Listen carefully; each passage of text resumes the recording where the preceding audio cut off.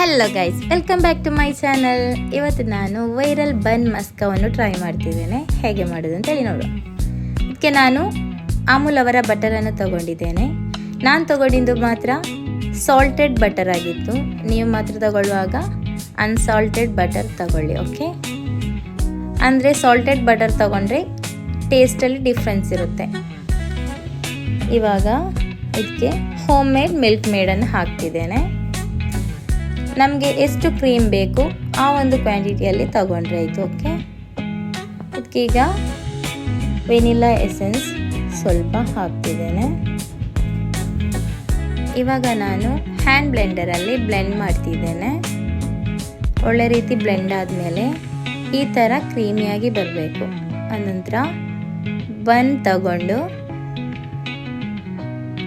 ಈ ಥರ ಕಟ್ ಮಾಡಬೇಕು.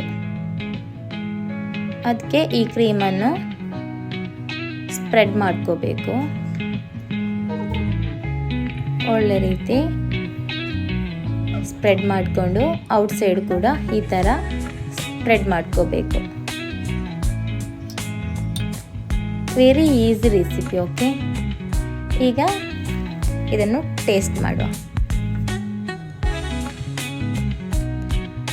ಒಳ್ಳೆ ಟೇಸ್ಟಿ ಆಗಿದೆ, ಆಯಿತಾ? ಎಲ್ಲರೂ ಟ್ರೈ ಮಾಡಿ, okay? Thank you for watching. Bye bye.